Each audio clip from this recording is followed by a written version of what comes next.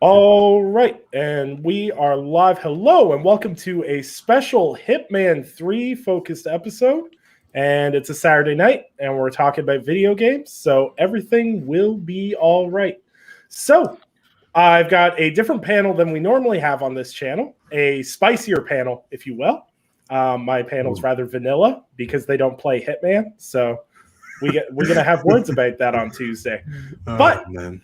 Have a great cast assembled to talk about all things Hitman 3 and beyond. So let me get straight into introductions. We've got Dan from the Seasoned Gaming. How are you doing tonight, sir? I'm good, guys. I am ready to talk about Hitman. Let's do this. Absolutely. And also joining me from the Xbox Expansion Pass, Mr. Luke Lore. It is good to be here. Thank you for having me. So excited to talk about Hitman. This was one of the most surprising games thus far. I did not think I'd be loving this game the way I do. And let's just take a moment and reflect on the fact that the trophy room, not a good podcast.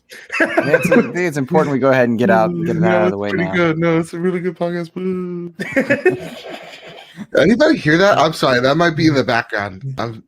There was some static I didn't. Yeah, so some distortion. I feel like there's a small crowd outside my house, kind of like Frankenstein's monster. They're all chanting something. I don't know, but it all seems like it's in unison. So, and also joining us from the PlayStation Trophy Room, Mr. Joseph Moran. Hi, nice to be here. I'm happy to be here. I'm excited about talking about some Hitman 3. It's my first ever in the franchise. I'm pumped. I'm all in, and Luke sucks. Poor Nick was not ready for us. No, he was. I feel bad. This is why I booked this. I went, yes, I want all of this on one show. All the passive aggressiveness, and we want Dan just to watch. I got my popcorn ready to go, dude. This is all the passive aggressiveness of family Thanksgiving dinner. And that's what everyone's here for. So, and of course, I'm Nicholas Downey. I'm host of Gaming Perspective Podcast, and we're going to get right into it. You know, Hitman 3, kind of the shocker this year. I'm going to say that as someone who's not surprised that it did so well, because the only reason Hitman 2 didn't sell so well is it came out beside a lot of big blockbusters. But Hitman 3 was kind of all by itself in this early, I can't even say spring. Still feels like winter. Canada always feels like winter. But it's been a big breakout success for IO Interactive. Tons of people have jumped into the game that may not have had a history with the franchise, or lifelong fans have jumped back in again. So we're kind of going to go around to talk about what our history is with the franchise prior to Hitman 3, even from whether it's nothing to whether you played the first one or et cetera, et cetera. So we will start with Dan. So Dan, do you have any history with the Hitman franchise, or did you just jump into Hitman 3? Oh, no. I can't deal with those kind of scrubs. Sorry, Luke. And possibly Joseph. But no, I played everything except for the first one, I think. The codename 47, I think it was called. Everything after that I've played. Now, I don't remember most of it. You know, from like Blood Money on, I'm good. Yeah. You know, and then, but everything before that, like Contracts and the original Hitman 2, I guess. It's been so long, you know, like 18, 20 years. I don't even know what it was, but I played all those. And then with this, the World of Assassination trilogy, which is this trilogy, I like since day one, it's just one of those games that, you know, it doesn't get like celebrated and lauded, you know, throughout the gaming community. It's just there and people know it, and you know, but not a lot of people play it. And now it seems like, you know, like you said, we're starting to see a lot more people kind of jump into the series and kind of, you know, realize what, you know, IOI has been doing this whole time. So I've loved the series, absolutely loved it.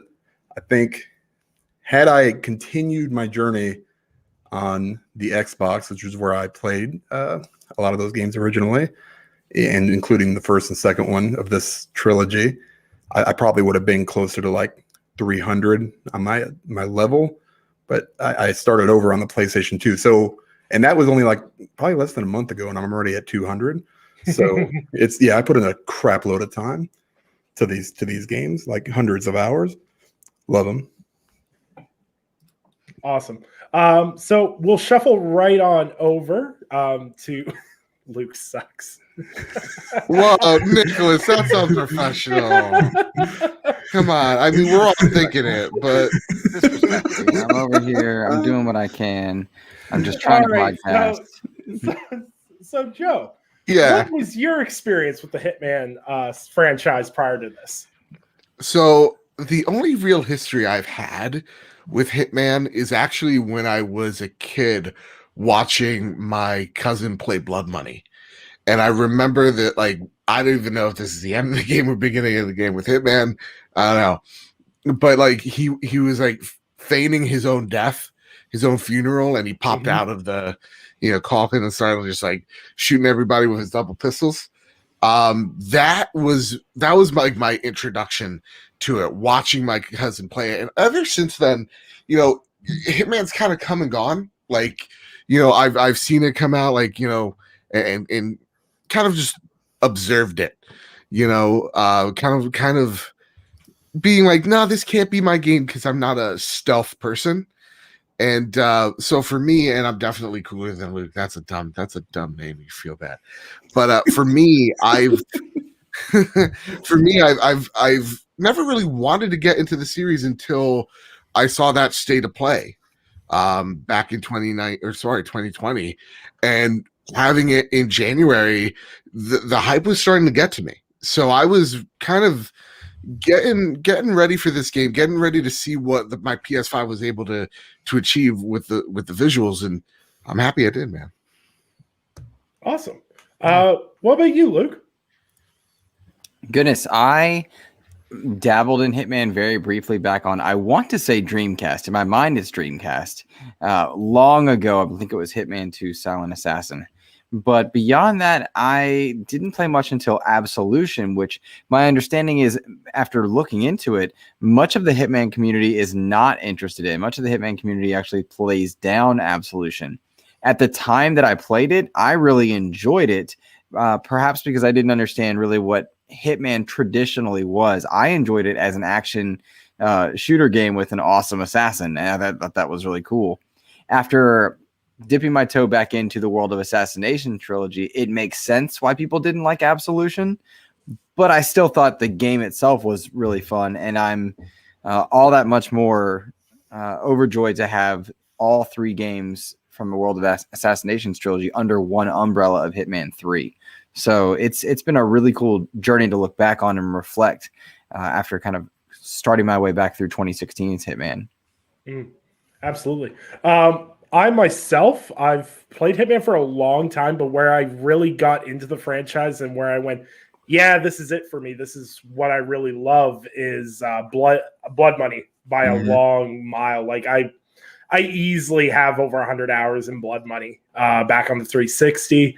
Absolution is, as Luke said, it was a weird game because, like, I remember playing through it the first time and I was like, I don't like it. It's not as open-ended. It felt more linear, but at the same time, it was, as Luke said, it was a lot cooler to like go through and like just be a really badass assassin instead of trying to do everything flawlessly. You kind of felt like there was more margin to do some more wild stuff in there, which I kind of think led into the world of Assassination Trilogy really, really well.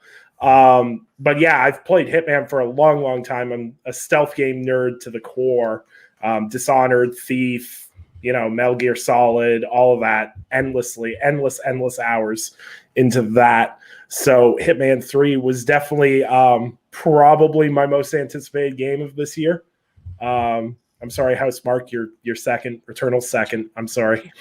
But yeah, so let's go into talking about Hitman 3 itself. So Dan, as someone who played the previous ones, how do you find Hitman 3 stacks up against its previous installments? Is how I'll phrase this question. Like of all of them, or just like the trilogy? We'll talk the trilogy because it's really hard to compare the older games. Yeah, for sure. So what they did with Hitman 3, I mean, obviously we can talk about the graphics and everything like that. Obviously better, improved. I think this was kind of, IO Interactive's just like Hitman swan song. So they kind of pulled out all the stops with like level design and, how they approach that. From Hitman 1 and 2, it was, okay, here's your mission, go kill this guy, and maybe sometimes pick up some papers or something like that, and it's great, and it's very, and every level is really well done, and but this one kind of changed that, the game a little bit, literally, with like the first mission that you do, Dubai, is great, and it really it's more of what you traditionally think when you play, if you've played the previous games. And then starting on the second mission, which, it seems to be, what everybody loves, it's kind of got that murder mystery, Knives Out kind of thing going on. They really started evolving how they design these levels. And from that point on, I think it just kept going up and up and up, until maybe towards the end a little bit. But for the most part, I mean, you get more stuff. Being able to carry everything over is great. Being able to play the entire trilogy, if you own it, is fantastic. I think they really, really did an amazing job. It makes me really excited for the 007 game that they're going to be doing. Seeing them finally, they self-published this one, developed this one. I had really good cut scenes, and it really finished out the story. And up until this point, it's been kind of, I've said this a lot, but it's been more about the like how you tackle the situations more than the why. And I think what they did here is add enough story to start making you actually care about, Agent 47 a little bit more, and to kind of give him a little bit more humanity, as opposed to being that stone cold killer that he's been. You start seeing, a little bit behind the scenes and what goes on in his head a little bit, and how he would operate, and at times, independently of, his handler and the people that he's been working with. So, I mean, from a story point, I think it's probably the best one. Mechanically, it's always been very, very solid. It hasn't changed a whole lot. But and the how is still there, I guess, is what I want to try to say. The how, you tackle each situation is there. They took away a lot of the mission stories, which is actually a good thing, because it kind of gives you, it kind of makes you have to do these things and find them yourself, as opposed to having them hold your hand throughout the whole thing, where you've got 10 different things you can do to, eliminate these two guys. There might be 3, and then there's one that has none at all, that was my favorite mission of the whole thing was Berlin. I thought, I mean, I was like, what the hell is going on when I played it? And I was like, this is it. That was the pinnacle of the series, I think, for me. So they did an amazing job. Amazing job. Yeah, absolutely. I kind of want to piggyback on that when you talk about the mission stories and level design. One of the things I really love that they did with the Hitman franchise is kind of one of the detriments that Hitman had as an older franchise was, I'll use the term accessibility, but I use the term accessibility in ease of being able to just jump into the series and be able to succeed at goals within the series. It wasn't exactly new player friendly if you didn't understand how the game mechanically worked in the first place. But what they did with the mission stories that started with the first season is it introduced a level of, hey, you go point A to point B to C, and then you have an opportunity to kill your target. It kind of gets players thinking. Some people never expand outside of those stories, but then other people start going, hey, okay, so if I time this to this, then he does this, and I can do this. And it kind of got players thinking in a different way. And whenever you start playing with how a player thinks while playing the game, I think that's a really brilliant design philosophy. And I think Hitman 3 did that better than all the other games, because you mentioned the Berlin level. And what I loved about that one is they just toss you in and there's 10 targets. Mm-hmm. Yeah. Figure it out. Yeah. You had 10 targets in that one. Yeah. So this is interesting for me to get to hear you guys talk, and I hope it'll help the conversation. When after playing the first level of Hitman 3, I became so enamored and so excited by what the game actually was versus what my impressions were, because I had dabbled in Hitman 2016, as I mentioned, but because of its episodic nature, I didn't really dive in, as it were. I didn't really take it past killing the targets once or twice and then just putting it down. So after playing Dubai and just loving this engine, loving the world, seeing how gorgeous it was on a Series X, and I would imagine a PS5 is the equivalent there, I had to go back. I stopped playing Hitman 3 in favor of accessing all the older content. And Dan was the man, by the way, because I sent that man so many questions while trying to get the horrendous integration aspects of it working to get the old games in there. But once they're in there, brilliant to have it all under one umbrella. I've been playing through the entirety of Hitman 1. I'm halfway through Hitman 2. And it's all under one launcher, which is the way to go. Master Chief Collection did it. Hitman 3 did it. Looks like the Legendary Edition of Mass Effect will do it. If you need to introduce new players to a franchise, this is how you do it. And it's wild to me hearing you guys talk about these little details, because I'm already watching the evolution of this franchise. Adding mission stories, retracting mission stories, seeing multiple targets, how they play out, what creative things you can do with it. It has been an incredible eye-opener to a genre that I was largely blind to over the last generation. Yeah. And that's kind of the brilliance of why I love about the Hitman games, because if, for example, if anyone plays, say, a Call of Duty campaign or any linear single player campaign, generally how you play it is very similar. There's variations, of course, like how people experience games like The Last of Us Part 2 or something is very different based on how you play and how you prefer to play. But the thing with Hitman that's so amazing is that you literally start the player at one point, there's your end goal objective, and how every player gets there is almost 99% of the time completely different. Like the first time I went through Dartmoor Manor and did that mission, I did the murder mystery thing and everything else.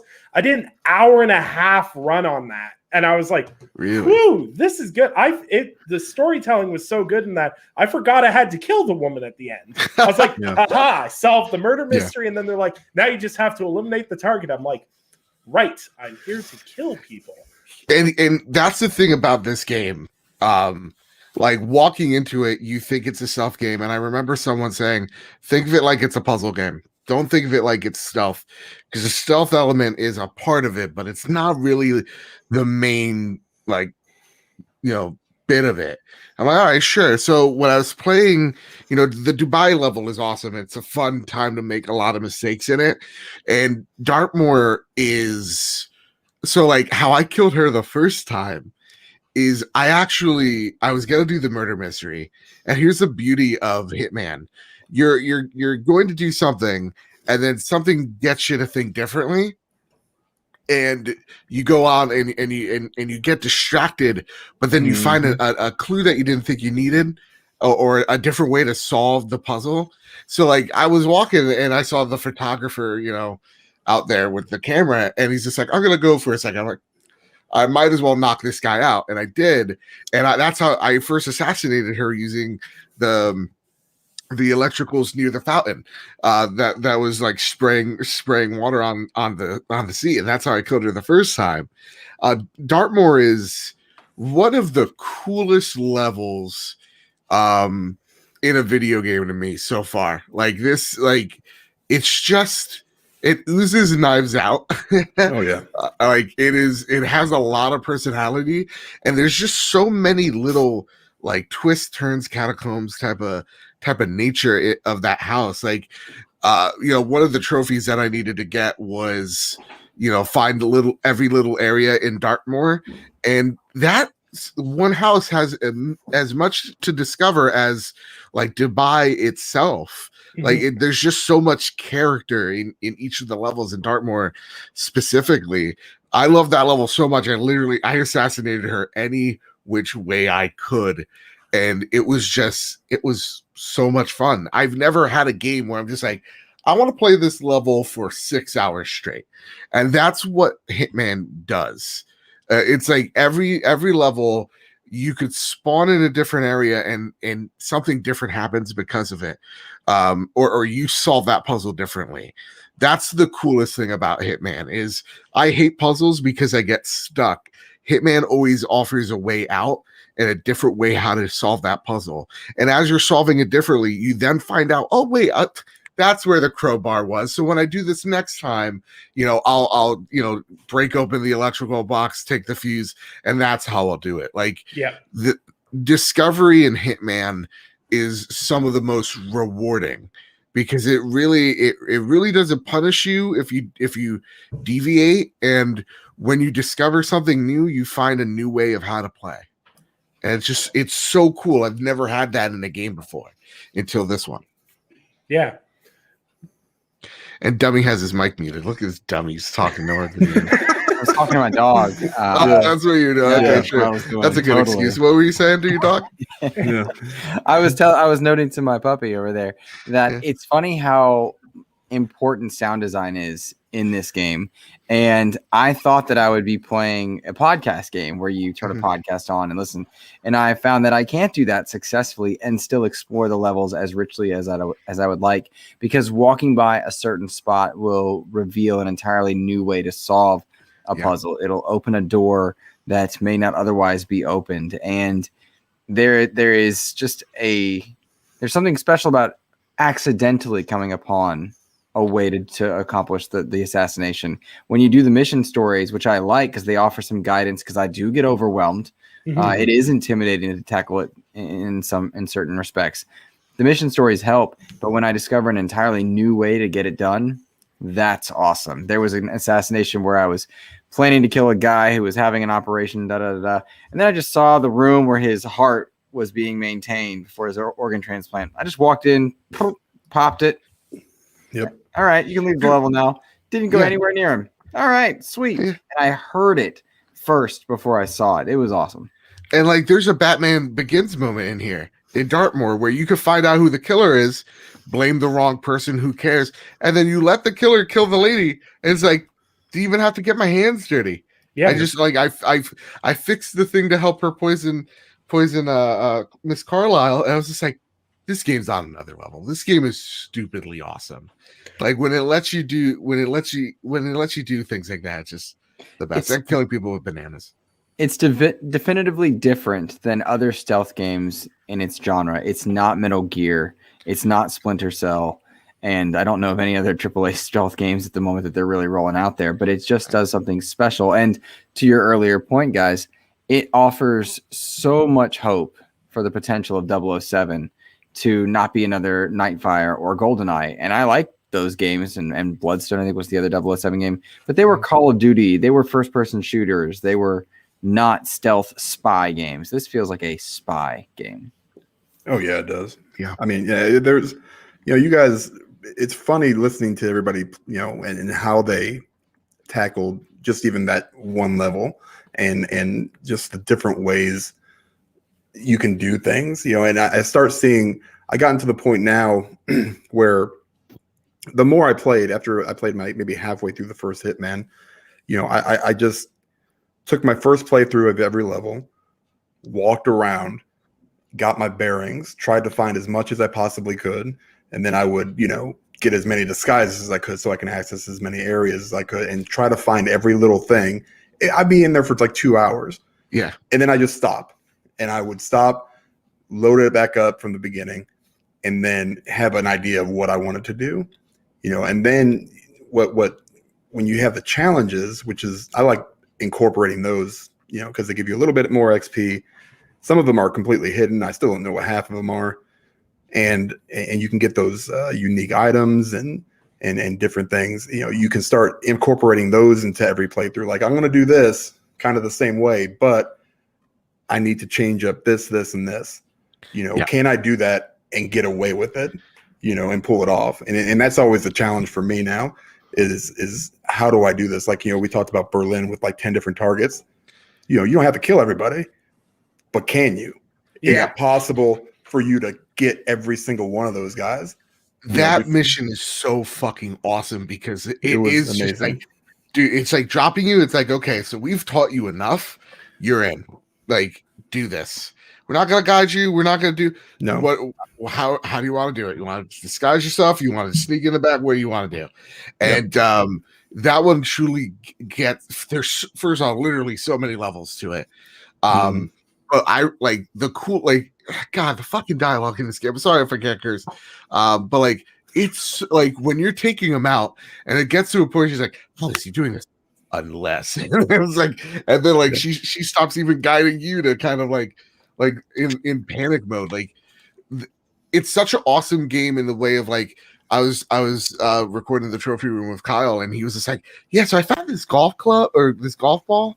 It's like explosive. It's in this closet. I don't know what to do with it. And I'm like, I know what to do with it. Like, I know where he plays golf. And like solving it together was great. Awesome. Because like I learned he gets really aggravated if I turn the music on. He'll leave the room. And I was just like, well, let me just keep on turning shit on. Because everybody says he just plays golf all the time. Maybe that'll get him to play golf. And it did. And right there, he's like, I'm just gonna go play golf. I'm like, oh shit, I got a jet. And I run to his little private golf course, put the bomb there. I'm like, all right, let's have fun. And just seeing him just fly in the air because he's a big dummy is so much fun. Even like killing the first guy in Dubai. Like, I planted so many bananas to make this guy fall over while he was going to throw up to kill him. Like, that alone was amazing. Like, setting the alarm as well. This is how I killed him with the banana as he fell off the roof.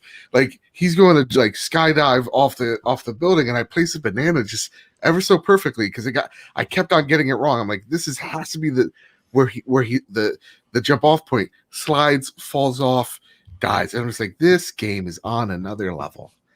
Yeah, and that's kind of the brilliant thing with the Dubai level that I really love, because one of my favorite assassinations through that one was the assassination through proxy with triggering the evacuation, is going in dressed as kitchen staff, slicing both the parachutes with a kitchen knife.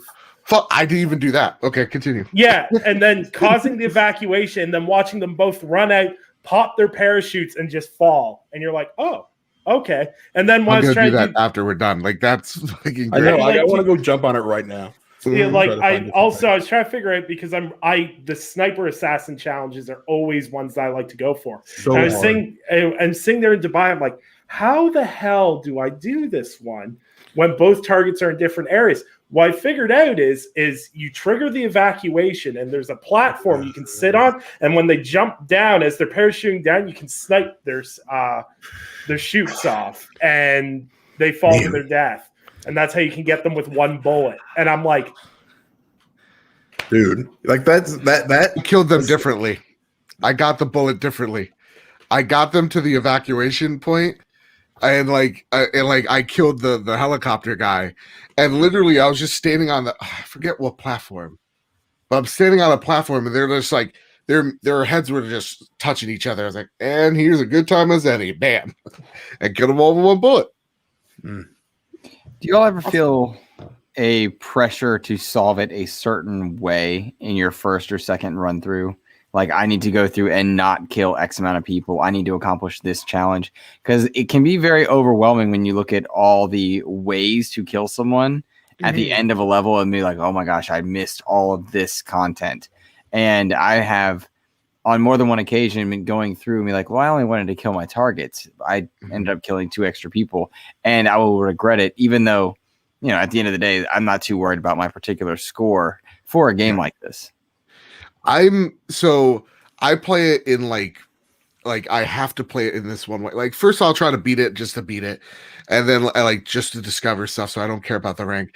And then I'll beat it in a various way, like with the one German guy to electrocute him. Like, I was dead set to do that.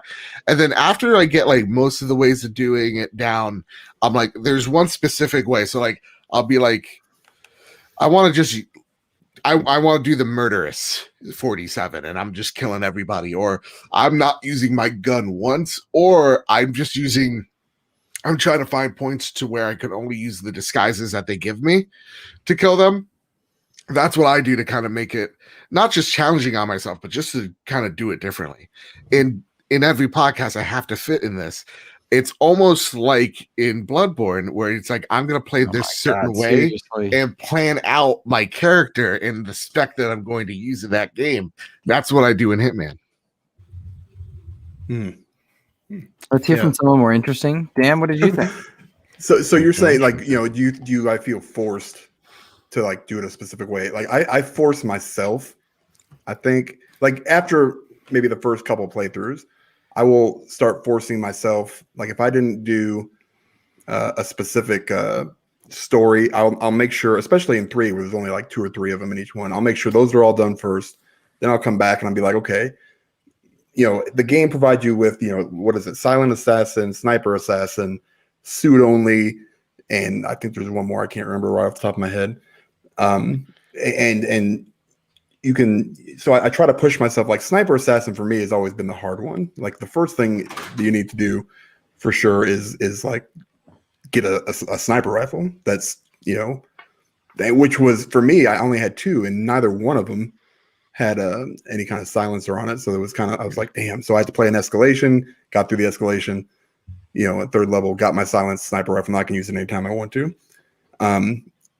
I've been pushing myself lately with those because, they're hard to do. I mean, you could literally walk up to somebody if you find them and just shoot them and it will count, but that's no fun, So like the first one I did, I think was back in, Bangladesh maybe, where you got to do the general and then somebody else. I got that one, and then I got one more. They're just the hardest ones for me to do, but I like that challenge. And I'm normally a guy that will play everything on easy mode, but not here. Like I'll play on regular professional level. I've shot it up to the hardest difficulty, the mastery level or whatever it is. That's really, really tough, and you can start seeing, how, the AI changes a little bit and how much harder it is when you can't like save every few minutes, just in case you want to go back and reload. So I've tried to push myself in that respect as well, because, it's not so bad when you can save, try something, jump back if it doesn't work, but it kind of takes a little bit of the challenge out of it, for me anyway. So I try to push myself. I try not to kill anybody else. There's times where I try to do like suit only stuff. It all depends on the situation. I think doing suit only is cool as shit. It's so tough sometimes, but you can do it as like if you have the clown costume unlocked, you can do it as a clown. It doesn't even matter what you start with, as long as you stay in that one. So you can unlock different because I don't know much about the escalations. I haven't dived into any of them that was in the Dubai.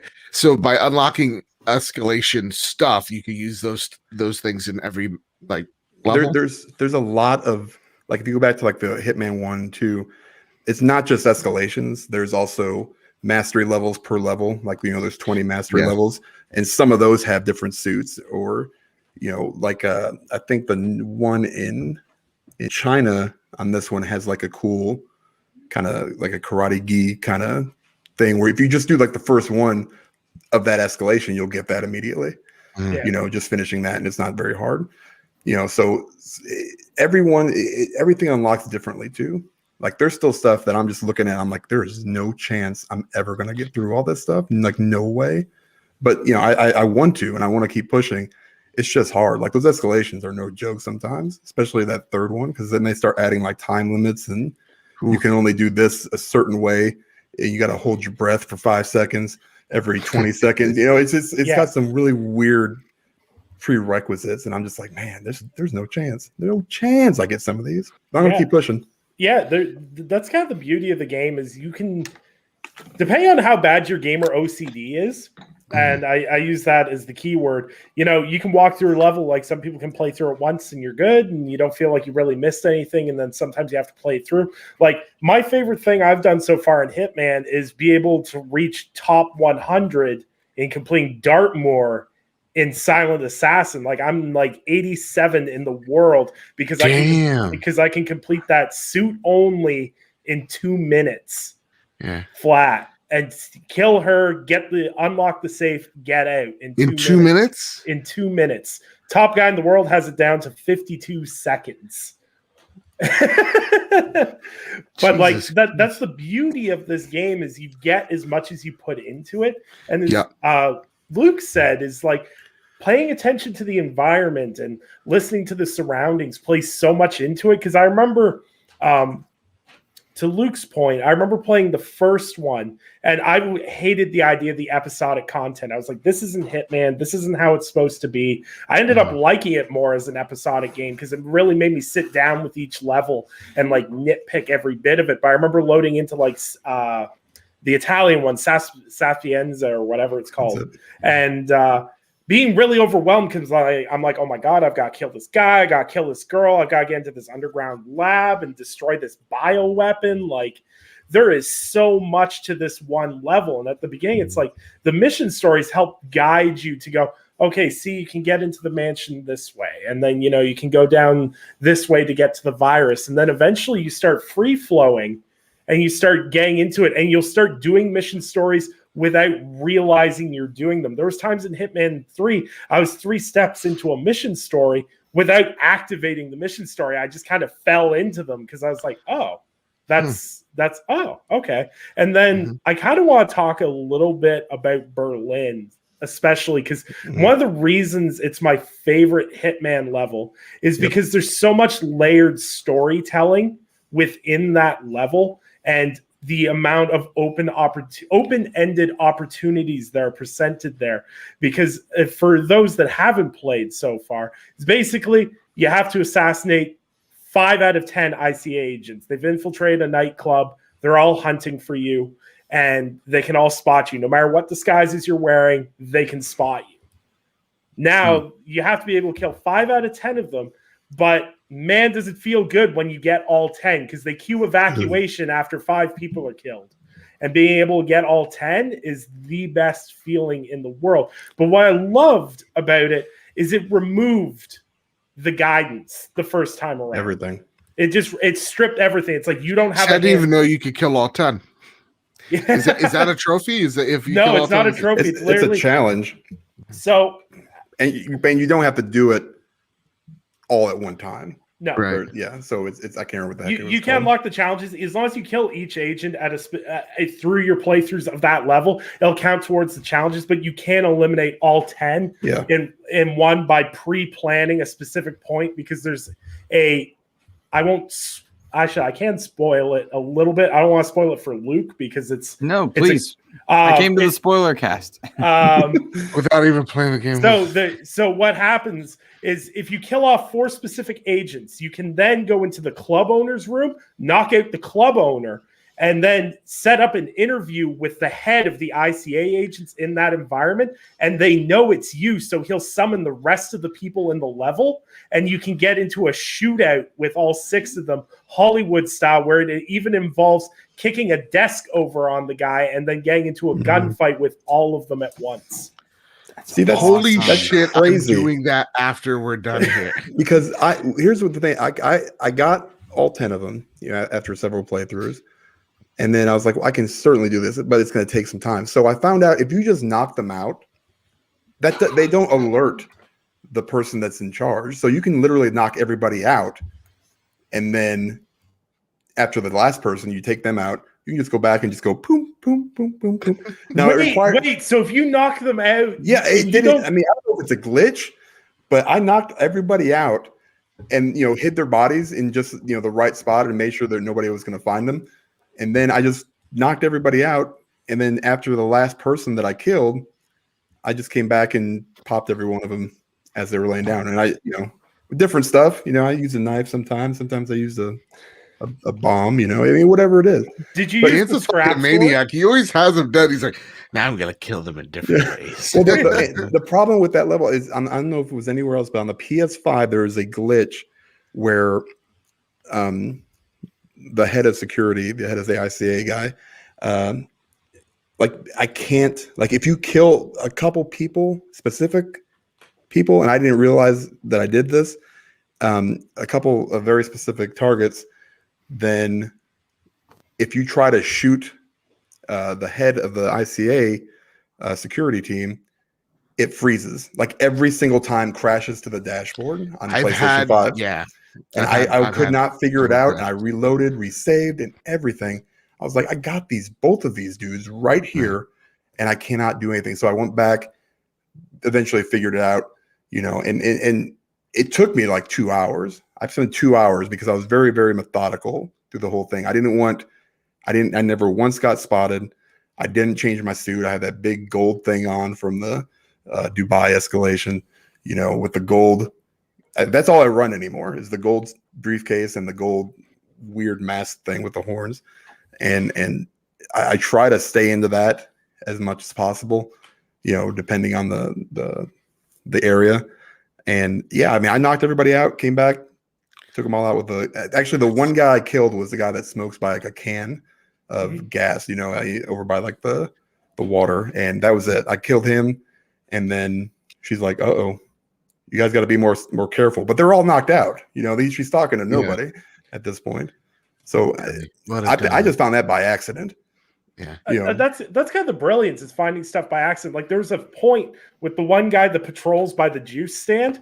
I found out if he goes and smokes over by the one area, you can literally just walk over, push him into the lake, and walk away, and nobody sees you, and no one will be the wiser. You literally just shove him into a creek, and he dies because apparently he can't swim in 6 feet of water. The one guy, so like Berlin is a really fucking excellent map. There's one guy like overlooking the club, and I literally just like walked past him. I was like, whoops, and just pushed him into the crowd. Accidentally killed 3 other people doing that, but like it was hilarious. I was like, oh my god, they don't even these people. I didn't know you could sneak into the DJ booth. It looks like up the power so much that it literally explodes and electrocutes that guy. And I'm like, man, I need to do that way. Damn it. So again, this game, man. What a game. So what I want to kind of jump into here, because I want because we're talking mainly about one specific Hitman 3 level, and because Luke did the smart thing and played the first level and then went back and played all the other brilliant levels, I kind of want everyone to talk about their favorite level if we haven't covered it already so far, whether it's in 1, 2, or 3. So, Luke, so far with your experience so far, what's been the level that's kind of stuck out to you the most? Oh, man. The worst part is I can't remember the name of the level. The one where you're in a party and it's like this huge dance club scene you're walking through, and you have to kill like a music producer and an artist. I believe it's in Hitman 2. Yep. France something? Yeah, it's in the hotel. Paris? Okay, okay, that sounds right. Is that? Wait a minute. Hold on. It's either Bangladesh or Paris. Paris is the first mission. Paris sounds right. Paris sounds right. Paris is where they have the models and everything in the fashion show. Really dig that one. But oddly enough, the one I've enjoyed most as far as replayability is, I think it's called Night Call, where you're on the beach in the beach house. Dude. Because it's flipped on you. You go into this house and it's empty. There's no one there. So like at first you're sneaking up and then suddenly there's no one there. You're like, oh, there's no reason for me to be sneaking. And then everybody arrives to the scene and then you have to get out of the house. Really dig that. That has been some of the coolest gameplay elements I've gotten out of it. And then equally cool was in Japan. You're up in the mountains at this super Bond villain-esque place, killing people in multiple ways, trying to find my way to blend into the staff at various points has been awesome. And I don't know about you guys, but my favorite way to kill anybody is to poison them so they go throw up and then drown them in the toilet, because I feel like it's just a more ethical way to go, The drowning? Yeah. The drowning one is funny. I like drowning one. That's how I did Carlisle. That's how I did the other guy in Dubai. Because like it is something like they'll drink it and they'll immediately go, "Oh, something's not right." It's like, and they just look at me like if I got sick immediately, I was just like, Playboy Hitman, get fucking Luke. God damn it. Anyway, if I got poisoned, I'm immediately blaming the guy that made my drink. You know what I mean? But no, these people are like, oh shit, I gotta take a shit. It just dart out. Dude. There's some Poisoning 'em is Kojima level hilarious. humor in some of these levels, regardless. I know you talk about favorite level, but I just have to say some of the outfits you put on, I swear it looks like 47's going to raid the Capitol or something, but they are hilarious. Yep. And I adore some of these different outfits and costumes. You know, this big bulky guy walking around in this giant clown suit or looking like a dinosaur or a mascot. And it cracks me up every time. I'm with you, man. Now, I think for me, Berlin is probably number one. I mean, now behind that is Nightcall is really good. Nightcall is really good because you can. It gives you. It's like a tutorial without being a tutorial because you have so many different ways to take out that one person. That gives you a ton of different weapons. It's the first time I really saw the shuriken throwing stars, which are one of my favorite weapons in the game. I don't know why. I just love them. They're fantastic. But I think as far as like a whole complete package, Miami is probably my favorite because it's hilarious. Like if you actually have some of these conversations with people, there's a point where you can dress as a flamingo mascot, and you go in and you're supposed to meet with one of the targets, and you've got some blackmail papers that you got, and you're sitting there waiting for her to finish the race, and you're talking to her security crew, and one guy's asking you're like, hey, can you use that costume at home? Because I got some friends that like to cosplay, and they're kind of into that stuff. And in just the deadpan responses, like anytime 47 talks to people, it's so like, how is he selling it? Good. Like everything he says, it's just got like a hidden, that hidden meaning, behind it, where like there's one in that, I think in Miami where, she's like, oh man, I've been feeling like this, is this supposed to take care of me, doc? And, I can assure you after this, you won't feel a thing, and then you poison her through an IV or something, I mean, it's these little things about that. And Miami's got so much of that. And it's such a huge sandbox level. I still haven't figured everything out there. But I think I assassinated her yesterday with my sniper rifle as she's driving in the race, and that took me like 3 or 4 laps. I'm not gonna lie, because that's pretty hard to do. But there's I know you can knock the guy off as he's watching the race and land on her car. It's those kind of things with that level that there's just so much to do. But I mean, they're all really, really well done. They all have like their own uniqueness to them. And the mission where you gotta I think you go to the hotel, and there's the guy that sings, I can't remember what his name was. You can dress up as a drummer, and it's all of that little thing, that level. I got a funny story about that real quick. I got to him, I was talking to him as the drummer, we were out on some balcony, and he leans up against the thing. Obviously you're going to push him off. I pushed him off. He lands on this glass pane, and it kind of cracks, then eventually falls through. When he fell through, the other guy that I was supposed to assassinate was right underneath him. And I swear to God, it was 6 inches from falling and killing him and hitting him. I was like, oh, no way. I'm going back. I did it 20 times, and I could not get them both at the same time. I was so mad. And I don't know if that's, I looked, I was like, there's no challenge for this. Maybe it can't be done. But I still have a save file, because every once in a while from that point, I go back and I try to get them both at the same time. I mean, you got to time it, I guess, just right. But I'm usually either right in front of him or right behind him. And there's times where like he'll fall right behind him, and then that guy will keep walking like nothing just happened, and then there's times where it'll land right behind him, and he'll be like, oh shit, it's so weird. Like just the differences in just, same thing, totally different reaction. Yeah. But I mean, it's conceivable you could play through this entire game, all the levels from every single game, and still only have seen about 10% of the variety that is offered. And that is stressful to me in some ways, but just wild. Like the scenarios that you guys are describing, not at all how I tackled some of those scenarios in any way. And maybe I'm too direct and not creative enough. In other times, maybe I'm just lucky. But there's the amount of variety and versatility is even what they're incorporating with the new DLCs coming out, and it's just impressive. IO knows what they're doing. Well, to Dan's point, you're talking about eliminating in Miami. There's a secret challenge where you can make the father kill his own daughter. And what you do is you plant the bomb in her car, don't trigger it, and then take the detonator to him and say, I've planted the bomb in the competitor's car, and he'll walk up onto the bridgeway and pull the detonator and blow his daughter up. That is awesome.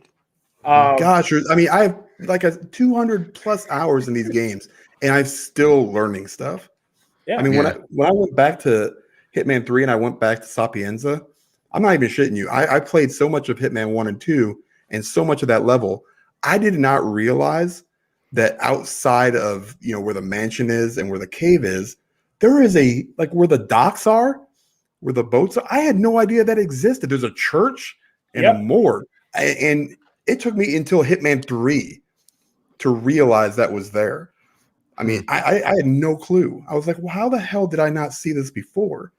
Like, this is a huge chunk of real estate. It's just like, it basically, if you're in the mansion, you look down facing a certain direction, it's all there. I was like, you gotta be kidding me. And that opened up another hour or two of, stuff I could do. I was like, geez.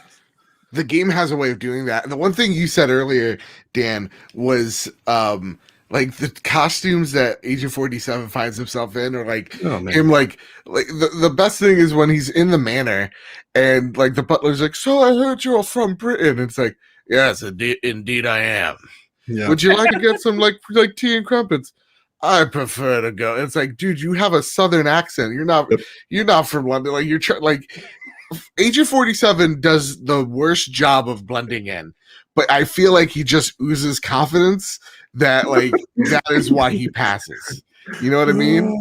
Oh, that's exactly right. And also these clothes magically fit him, which is a superpower I wish I had. Size. Everybody is the same size in the Hitman universe. And I'm always thinking to myself, Nick, I would just love one time it's a fat guy in a little coat situation where he's just I got it on.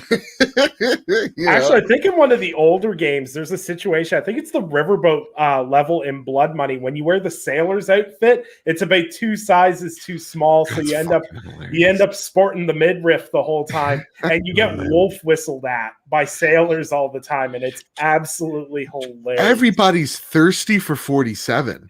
Every time he's passing by, he's like, nice suit.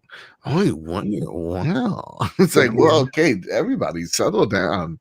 I'm not just a hunk of meat to look at, But yeah, I think kind of the brilliance with Hitman is, obviously the layered level design. Obviously, because there's so many layers to a game. And not even just how the game exposes itself to you as you play through it. But I don't think there is any game out there that has the verticality of this game in the meaningful way it does. Because when we talk about verticality, you can look back at the original Assassin's Creed. That was one of the first games where verticality really became something that was tangible to us, where you're like, oh my God, look at where I am. I can go anywhere. And then with Hitman, you kind of sit there and you start going, oh wow, I can go anywhere. For example, and as Dan mentioned, Sapienza, to do the sniper assassin challenge, I used that church. Yep. You can get up in the church tower, you can pop both targets, no one will spot you, and away you go. That's how you do the suit only sniper assassin. Just hop up in the church and away you go. Well, I love when you're getting the sniper ready as well.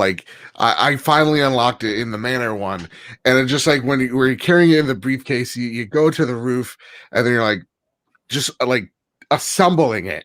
It just feels freaking cool as all hell. Oh yeah, you know? And that's something that's been in the franchise forever. Even I understand a lot of people, I've seen some people online being like, oh, the animation really isn't that good. The facial animations could be better. The general character animations could be better. And yeah, to some point it can be. But the fact that they've had the sniper rifle, even from, as Dan can attest to, in Blood Money, where you physically would always open the briefcase, assemble the whole thing, and then when you finish the shot, you disassemble it and have to put it away, and you'd have to plan that into your time of getaway as well. Is just it's something that's really cool. And I think what I love most about IO Interactive is they focus on the important things to their game. They're not necessarily like trying to be like, oh, we can do the same animation levels that Rockstar does. Like, we don't really need to, because that's not what you're focusing on. You're not looking at how fluidly 47 chokes somebody. You're focusing on the action of how many different ways that you can choke somebody in Hitman 3. Like, I think that's kind of the brilliance of the game, is like, I think Hitman 3 did a lot better than the first one, and Hitman 2 is it had a better wow moments, so to speak. Yeah. Because I think what Hitman 1 and 2 kind of lacked were kind of these like wow set piece moments. And like, it's kind of what I always loved about the Uncharted games, is because it's like set piece to set piece, and you're just constantly going, wow, I can't believe this is happening, and everything else.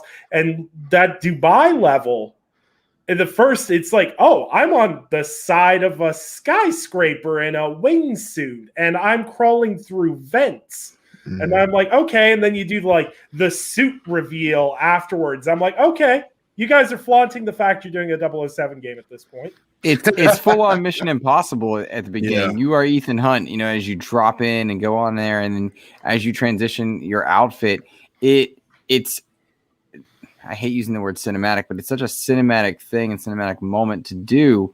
And then to just go in there and very casually move through. You are the super spy that you were not necessarily in Hitman's 1 and 2, because you do look out of place in Hitman's 1 and 2, but something about that Dubai level, the drop in, made it feel like Agent 47 belonged there. And that showcased, I think, a very different tone, and perhaps is the reason the game's reception is now more popular than it's ever been, I would argue.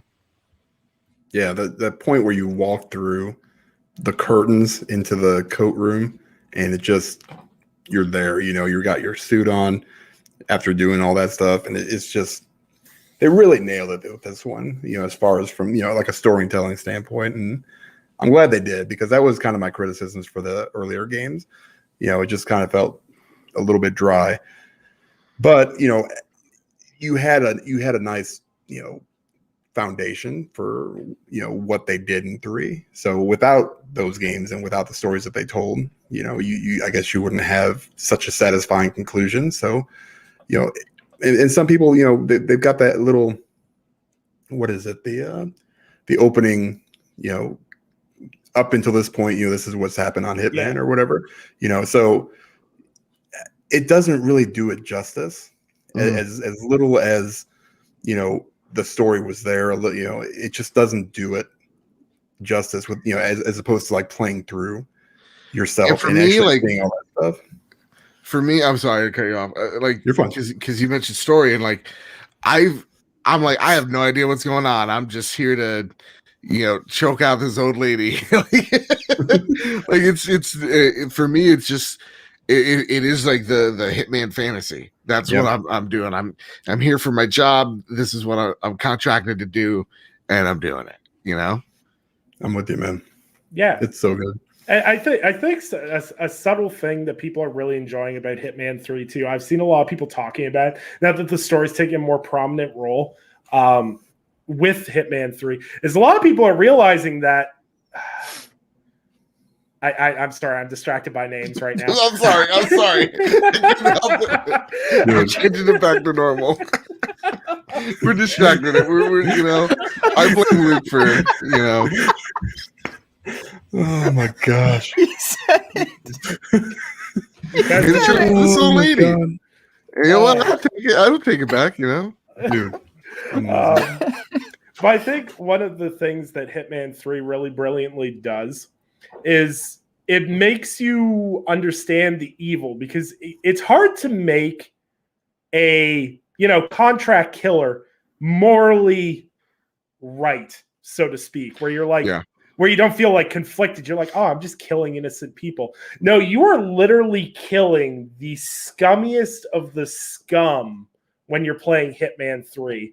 And like, we're talking like, you're talking weapons dealers, you're talking, sex traffickers, you're talking, people that control, the grand scheme of the world. And with everything going on in the world today, I think people are really feeling that desire to be like, yeah, this feels right now.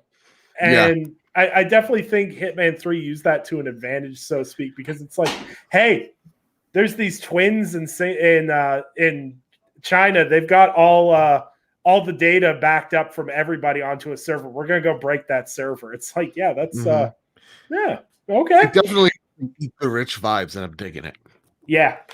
Yeah, like the only thing it's missing is a full-fledged guillotine at this point, and I'm honestly surprised that there isn't a guillotine at some point where it's like kill an actor with a fake guillotine or something. Who knows? There's gonna be free DLC where you're Bernie with the mittens. Yep. This is what I meant. What for 15? I'm glad this game came out though when it did. It's the perfect time because there's an amount of patience you need to go through these levels and discover what this game really has to offer. And I'm not sure it would have landed nearly as well if it had been October, November, December, when everybody's trying to play these high octane experiences. This is the perfect January, February game. And that's why I was so comfortable importing the older games into it, because there's just so much content. And we're in for a fairly light 2021, at least it seems like we will be in the AAA space. So I'm all for tackling this game in so many ways, and I like games that reward you for replayability but don't punish you if you can't get to it. I still feel like each level is satisfying in and of its own right. Yeah, I agree with Luke there too. Like, this is the perfect January game. It's always weird too, like how this generation started, how last generation started. You had or even like every year this generation, you had a game in January that snuck its way in. It's seemingly somehow selling like gangbusters, like Dying Light or Monster Hunter or like Hitman 3. I think it really goes to show that I think you need to give faith in the developers of when they need to launch their games, when they know their games can do well. Because I really do think this was a very orchestrated. This is what we think we could do max market penetration in. So that said, I'm really happy as well because I'm playing it. I'm like, I don't know if I should go get Neo 2 or I should, take the hit and buy Hitman 2. Like that's what, at least go Hitman 2. Go to Hitman 2. That game to me is just incredible and has a lot of content that carries over. Plus, you can work within the same like leveling up your character and masteries and whatnot. But you've played. Here's the thing, and I wanted Dan's help here. I have Hitman 1 through PS Plus. I didn't get Hitman 2 on PlayStation Plus. I didn't know that was a thing that happened. But it's on PS Now. Do you think I could trick the system by saying, hey, here's my Hitman 2 on PS Now, and it'll work? So I'm just going to throw this out here and take this as you will. And I've told Luke this, and it's not, it's a little bit shady, but I'm just saying GameStop takes returns for up to 7 days on used games. I'm just going to throw that out there because really, once it's installed, that's it. You really don't need Hitman 2 anymore. I'm just saying. Look, GameStop has done so much for this industry. They've worked so hard, and here we are trying to rip them off. I just don't know ethically if this is okay. I got some stocks. I don't know. I'll let you know after my Tesla comes in from those stock investments. You can return stuff. I'm just saying you can return stuff. That's all I'm saying. I'm throwing it out there. So once it's installed, because I have the digital PS5, that's where it gets a little tricky. Well, then you're screwed. In that case, then I would wait for a sale. Okay. And or see if a lot of times you can find those codes online for pretty cheap. Yeah. So that's I don't know if PS Now wouldn't. Well, my brother has a PS5 disc version, so I'm thinking maybe I hop on over to. Now we're talking. Yeah, fuck GameStop. Sorry. Yeah, fuck them. I got a new title for my name. Yeah. 1 sec. Yeah, put that in there. But anyway, to pitch it even more to Joe, there's an old man you can choke out in Hitman 2. Yeah. Now, Mark. I'm just saying, I didn't pay for any of the Rock Band songs from the OG Rock Band on Rock Band 2. I'm just throwing that out there. I didn't pay for shit, Yeah. But with that being said, either wait for a sale, be shady.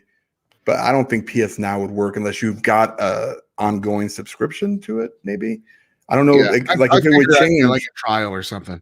Right? Yeah, I don't know. I don't know if that would work. You could try it. Though. Maybe if you've got a trial sitting around, give it a shot. See if I would. I would definitely try it out. Because it got Hitman. So all I need is Hitman 1 and 2 installed, and then I do the register. Yeah, that way. Yeah, you're gonna have to clear out. Yeah, basically if you have Hitman 1 and 2 installed, you start up Hitman 3. It will recognize that you have them installed. You have to probably sync them with your IOI account at some point. But you do that. You'll have to launch Hitman 2. You have to do Hitman 2 first, and then it'll realize Hitman 1 is installed. This is where it gets stupid and convoluted. It'll realize Hitman 1 is installed. You will automatically get access to the legacy pack from Hitman 2, or from Hitman 1. And then you have to do the same thing for Hitman 3. It'll realize that you have Hitman 2 and the legacy pack for Hitman 1. Mm-hmm. So then everything will transfer over. I mean, it could work with PS Now. I mean, I don't see really. I can't. Yeah, this is it's so convoluted. It might as well be a tax loophole. It did not work on using my games with gold versions of the games, and maybe I'm in dumb, but I tried so many ways, Dan, and it just did not want to work. So I you bought had it. One though, right? I had one via games with gold. Mm-hmm. I bought 2. I bought a code for Hitman 2 Gold. I found it fairly cheap online. Installed that. It still didn't take Hitman 1. So I ended up just whatever and spent, a good amount of money getting all those old levels in with no regrets, I might add. Right. I do not mind that. There's so much value there. You're playing all the old games in updated, graphics and with the updated system, and everything is updated. It's worth it. I think when I bought the PS5 version, I would have bought the Xbox version, but 1, it was like 20% off, and 2, it came with the VR support. So I wanted to do. I was like, well, this is a no-brainer. And then they had everything on sale prior to the launch. Everything was on sale. I think I got everything else for like $20. I got Hitman 2 and Hitman 1, or Hitman 2 with the legacy pack for $20. So I was like, the hell with it. I love this game. I'm going to play through it again. I own multiple games on multiple consoles. This is going to be a minor thing compared to like me owning Control 4 different times or something. So it's totally worth it, like Luke said. I mean, there's so much content, and you're not just the levels, which of what maybe 15 to 16 different levels. On each one of those levels, you've got the escalation contracts. It comes with all the bonus levels, or bonus contracts in those levels. It comes with Patient Zero, which is its own, a DLC with 4 different missions that you can do. There's so much there that it will keep you going for long time. Yeah, totally worth it. I'm definitely gonna take the GameStop method. Yeah, do it. Fuck them. Yeah. Yep. But yeah, I didn't say anything. Dan gets a knock on his door. It's Agent 74 from GameStop. I don't know what you're talking about, man. Secrets. Yeah. Why don't you come over here and play some Rock Band, dude? I got every game. You know what's going to happen? Dan's going to get murdered, and the murder weapon will be 90 copies of Battleborn duct taped together. That's what's going to be. Trout via Battleborn. I'm convinced COVID started in a GameStop bathroom where all the systems were stacked up. Yep. I'm pretty. Yeah, it wasn't a bat. It was the stacks at Game Informer. So one of the things that I want to touch on now, I had to head over to the Hitman subreddit because why the hell not? Any subreddit ever has never been toxic and terrible. One of the things that people really hated about Hitman 3 was the final level. Yeah. Because they said that it didn't represent what the game was about because it stifled your creativity and ability to approach the level. Now, I'm weird with this one. I really liked the final level because it felt like the first level where I didn't feel. Luke mentioned earlier, you kill your target, you kill 2 other people, you're like, I could have done that better. But this one, they incentivized it. They're like, hey, for every Providence member you kill, we're going to give you bonus points. I'm like, oh, everybody on this train's freaking dying. I don't care how. I don't. Shame. Yeah. I was just like, screwdriver? Yep. Yep. Smash your head off a desk? Yep. Whatever. Yep. Push you off a train? Yep. Whatever. Joe and Dan, how did you guys feel about the last level?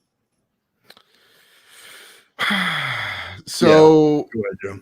Please. it's weird because as a person that didn't kill, like I'm only killing the target. Like that's if I have to, like if I absolutely have to, or I'll restart the level. Like I don't want to do that. It was really weird where it was like all of a sudden this is an action game-ish. And like that's not what Hitman excels at. Hitman is not a like, oh shit, these guns feel great. No, like the guns actually shoot as guns would. That's what makes Hitman so unique, is that like these guns are actually like, yeah, they're guns. They're big bloom when you shoot them. So like it's this, it doesn't feel nice. It doesn't feel good when you're shooting, and it's not meant to. And so when all of a sudden they're like, okay, so here's these guys that super, like body armor, and here's you got to get this shotgun to kill. Like I did not like that one bit. I was always trying to avoid as many Prominence members as I could because I didn't want to take that way out. So that's probably actually the only level that I'm not like. It was still a fun level. You give me a train, and ever since Uncharted 2, you give me a train that moves, I'm like, oh yeah, this is rad. But it wasn't something that I have any thirst to go back. If every mission was like that, I wouldn't think as highly as this game as I do, and I wouldn't be replaying it as much as I am. So yeah, I wasn't a fan of it. I didn't hate it. Didn't hate it. It just wasn't. I was indifferent. Yeah. What about you, Dan? Yeah, I think it was kind of jarring, especially, when I started playing, when I got Hitman 3, I immediately, after everything got transferred over and all that stuff was done, I started back from 1 and played the whole thing through just one time, just quick, I'm going to do this, and this, and this. And then when I got to that point, I was like, man, at first I was like, okay, this is going to be interesting and cool. And then I realized that, it could probably be done. You could probably go through it. I for sure you can, without being spotted, without, killing anybody. There are different options, but you might have to finish it a couple times first.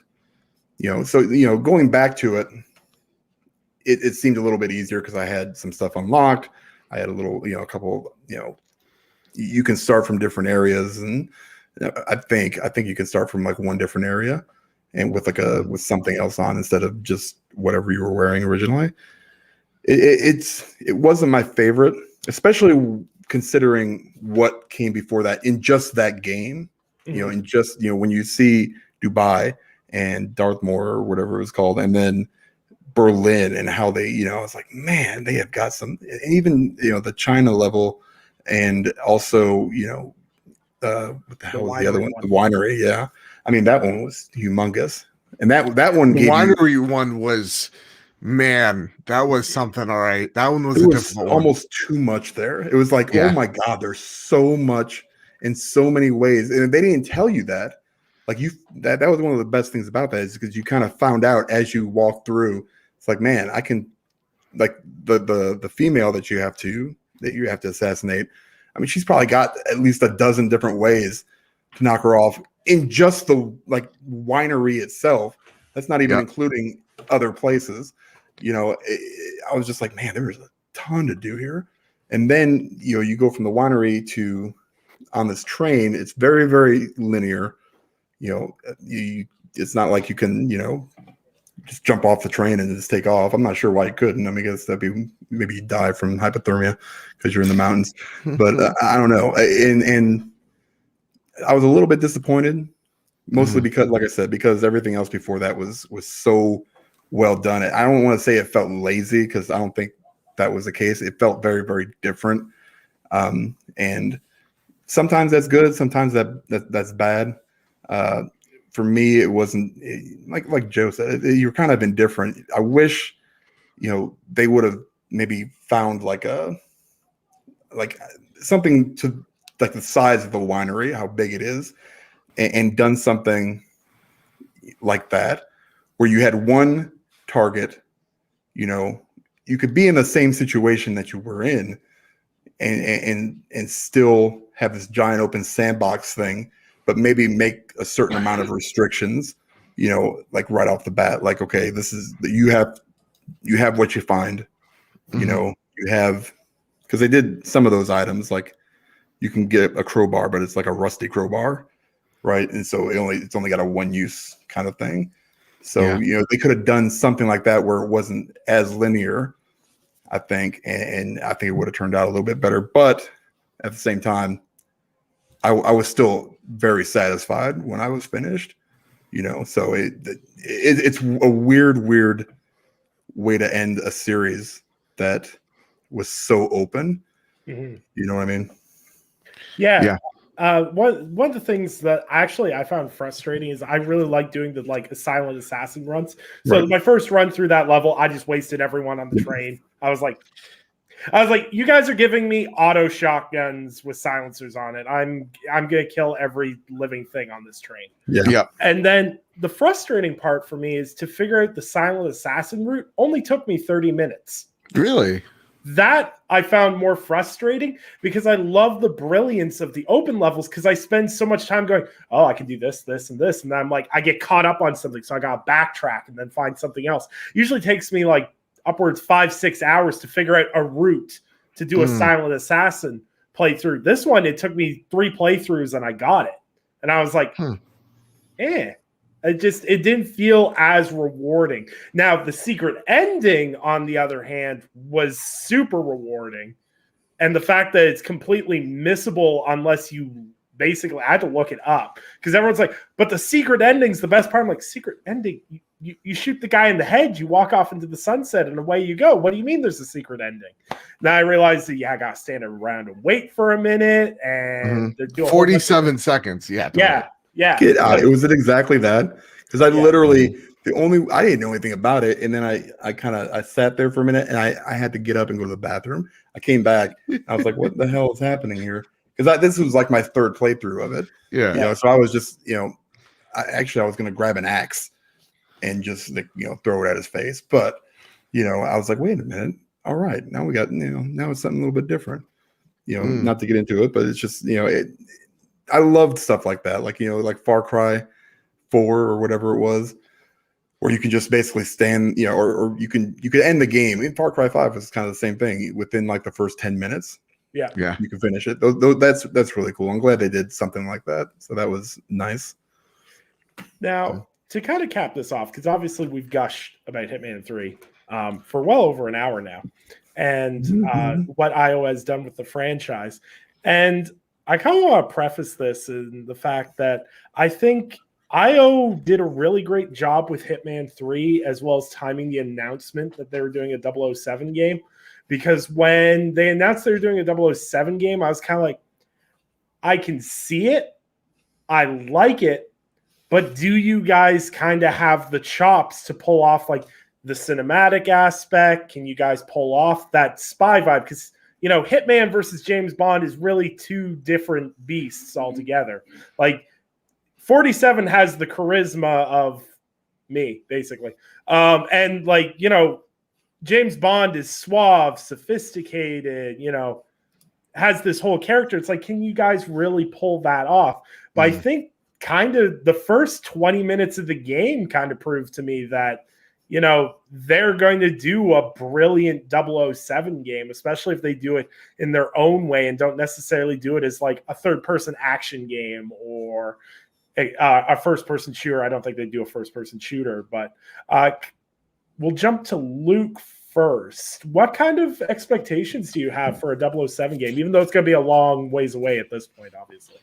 Sure, and I would imagine, our statements here to this question will change over the next 2-3 years as we learn things. But If I had my way, I would have an experience very similar to Hitman in presentation, and the idea that you could go through almost entirely non-lethal would be just lovely. I would love to do that. But one thing James Bond does do is shoot his way out of hectic climactic situations. Got me. More to the point, he at various times just goes balls to the wall, shooting everything, driving fast cars. You'll need to have the Hitman elements with an improved combat system akin to the free flow of, say, Arkham. Perhaps, something maybe even if you played Sleeping Dogs, something like that, with environmental kills. Yeah. And then you also need to up your shooting game. So if we reduce the amount of scenarios that are possible to solve the problem, and then perhaps a bit more effort into cleaning up gunplay a little bit, letting it feel good to shoot, because it doesn't feel good to shoot in Hitman. They actually try to discourage it seems, and allow for a few more combat scenarios where you're battling 1 or 2 up to 3 henchmen at a time. I think would be more suited to what we're seeing from, at the very least, Daniel Craig's style Bond, which is fresh in everyone's mind. And I would argue that each of the mainstay Bond actors has their own, style, and they're trying to make a new version of it. So who knows? But I know I'll be happy if we can do parkour and then jump into a room in a clown suit, blend in perfectly, and assassinate someone with rat poison. I'm all for it. Yeah. Yeah. Yeah, and I think that's kind of what's exciting about the 007 project, is because we're in a weird space with the Bond films where Daniel Craig is now out after this next one, and there isn't a Bond announced. So it's kind of along the lines of, is this how they're going to introduce the new Bond? Is going to be via the game? IO's kind of hinted that it's going to be your own tailor-made Bond experience. Mm-hmm. So could that mean that you're playing like a generic style character and you get to kind of craft your journey along the way? Like, there's going to be a lot of those kind of things that kind of go into it. But Joe, what about you? Where are you at with this? Could you use my name down here? Yeah, Nick. What's on your mind, man? Luke, the serial bedwetter. Oh, thank you. Yeah. So Luke, the serial bedwetter here, lore. My thoughts on a James Bond game. I'm sorry, David. This is total podcast, but it really needs to be known and out there. So, honestly, the thing about James Bond is, like, when I heard the news, I was like, this game, these people are perfect. Like, this is a match made in heaven. It wasn't like Insomniac where we're like, okay, we could see it. Like, this one from the get-go goes, all right, they picked the best devs to handle this game. Playing it for realsies now, they definitely got the stealth element down pat. Like, you could literally just put Agent 47, you could literally swap him with Bond, and I'm like, you got something here. But the one thing that is Bond is, like, though he's stealth, he's a spy, and it's about getting into things, he oftentimes gets out of things with, like, hectically, or a lot of parkour, gunfire, and all that jazz. So I would love to see a IO tackle that element, because I do think they could have fist fighting down. Like, I don't mind the combat in this game, like the hand-to-hand, because it's rather simple, but like they could definitely, you feel the punch when 47 is throwing down. So the one thing that they just have to nail down right is the gunplay, because you don't want the one with Daniel Craig, the one game was it Blood Diamond or whatever, Bloodstone, I think. Bloodstone, where it was just like, oh yeah, this is fine, but it's a third person cover based game. It was a Call of Duty engine game, wasn't it? I think so, actually. Yeah. So like, it was. I have complete faith that they can handle it well. That's the only thing that they need to do, because James Bond is a bit of everything. It is a bit of stuff, and it is a bit of action, and it is about doing things in the most suave and elegant way possible. The only thing that I would like to know, wait, the trophy before says I saw that, you son of a bitch. The only thing I would like to know is how they handle how the car moves. I think that's the only thing that I have a question mark in their abilities to do. So, Well, the Bond car is super important if they're going to use it. They might go an Arkham Asylum route where they don't use it at all in terms of gameplay. But there's just so many questions around it. All I know is that IOI is ready for this level of attention. Yeah, I think they are. I mean, the biggest issue, like you guys, we've all played Hitman. The amount of guns that you are given, like assault rifles and shotguns, like it just seems like it's so. I mean, maybe I'm wrong. I was going to ask you guys this. Does it seem like it's just way too much? Because I never use them, like ever. Like unless it specifically calls for that mission to use. I mean, I haven't really seen a whole bunch of those. Yeah, but it just seems like you've got all these SMGs, you've got all these rifles, you've got a ton of shotguns, and none of the weapons are balanced. By the way, no, none of them. No. It's like that worries me a little bit. Because I mean, it seems like they have all this stuff, and nobody. I mean, you can, I guess, play Hitman and just go to town on people and just wipe out everybody on the level. I mean, that would be one way to do things. But that's one thing that worries me about going to Bond, because I think they can do it. I think they've proven that they can do it. They're going to need the financial support. I think they need to get some money really kind of pumped into this. Is WB they publish, or are they doing this one? I don't know who's publishing the Bond. I think it's MGM. Who is it? Right? I think it's the parent company of MGM. Oh, MGM. Yeah, okay. Really? Well, they got a shitload of money. Give it to them. Let them build up their studio a little bit. Keep. You need that influx. So you can do. There's the potential is there. Like you guys said, they got the spy stuff nailed down. They're gonna have to do some car stuff for sure. They really need to, crank the story too. I think with Bond, you got to have a ton of like twists and turns, and I think I saw something where it might be like an origin story. It's not going to be based on Craig or Connery or anybody like that. So it's going to be like kind of your own Bond, and it's an interesting world to jump into, and there really isn't another developer that I can think of that if I say, okay, they're going to make a 007 game. I mean, IO Interactive would be number one for me. It just makes sense. When they announced it, I was like, well, of course they are. Of course they're doing this. This is a no-brainer. I just, and I think they can. I just think that there's a big difference between like the constant stealth, because a lot of the stuff you watch like Bond, it's more intrigue, it's more conversations that you're having, it's more, people.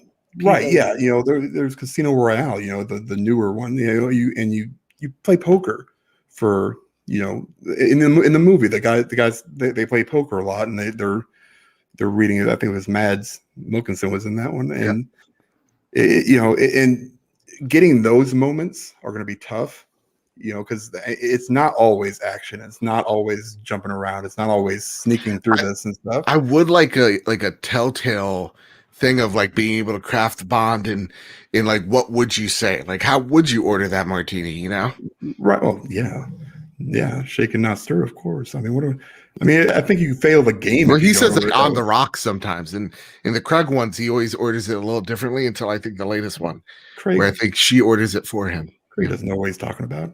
That guy, he's out of his mind. There's nobody better than Connery. Please don't disrespect the best Bond, Daniel Craig.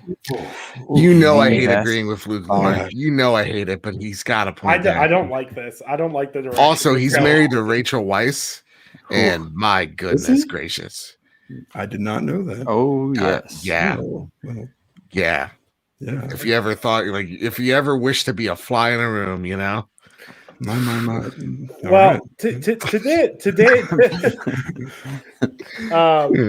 Dan's point about the wide variety of weapons, and I feel like with Hitman 3 especially, I sit there and I'm like, oh cool, I did this really super hard escalation contract. Now I have this drum-fed M16 with a silencer on it. Right. Mm-hmm. Where am I gonna put this on my disguise? And you just kind of feel out of place with a lot of it.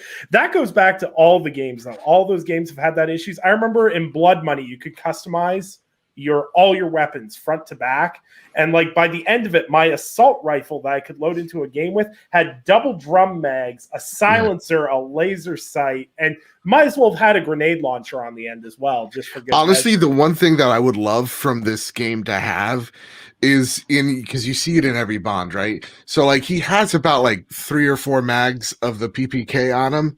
I would love it where like you're kind of going in between shooting, dropping the gun, and like fist fighting to get that other guy's gun. Like I never want to have the one thing that I hate in some games do, like when they want you to kind of be so conservative with ammo, where like after you're done with a shootout, you're kind of just like hoarding because you're afraid to lose it. Like I don't even want the option to carry another mag. Like I want him to constantly pick up and drop something new. Yeah, actually, what I'd love them to employ and something Hitman's really guilty of, especially in the earlier games, is the invisible backpack of weapons. Agent 47 and Nathan Drake have this in common. It's like, hey, I've got a assault rifle with 600 rounds of ammo, and I'm wearing t-shirt and shorts. Where's all the ammo?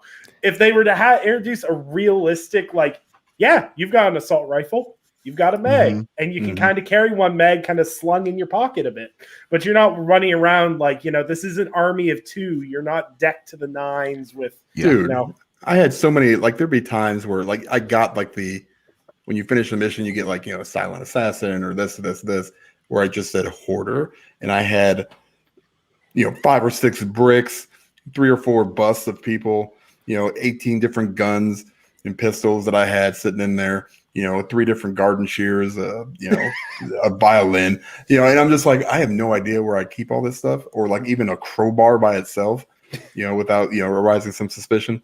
It was just, that's like the best thing though with Hitman is like you're dressed in a fancy suit, you're a detective, you're investigating a murder, you walk into the gardener's sitting there, he looks at you and you just grab the crowbar and just like put it in your shirt, and he's just like, no problem. Hey, sir.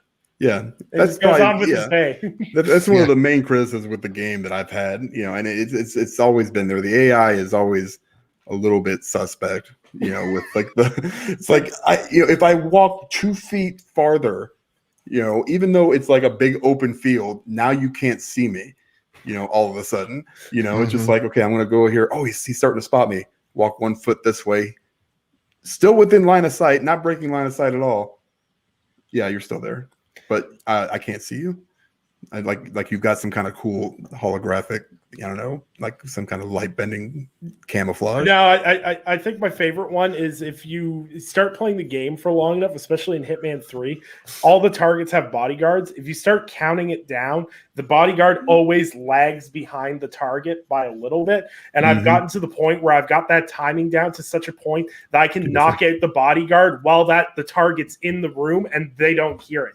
They don't hear their bodyguard go, and I'm just like, yep, go sleep now.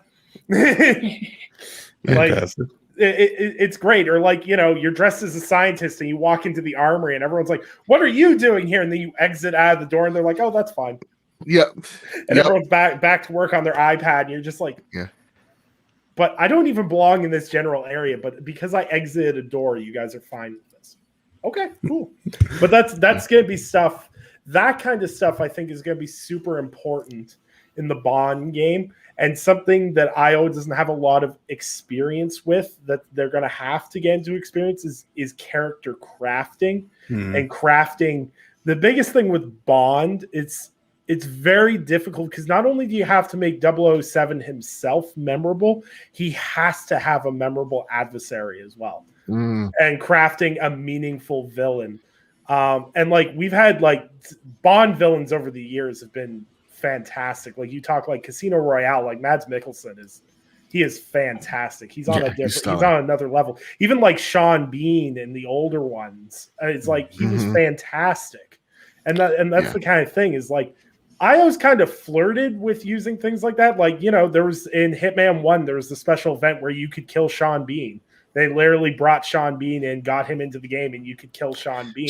I remember those commercials. Yeah.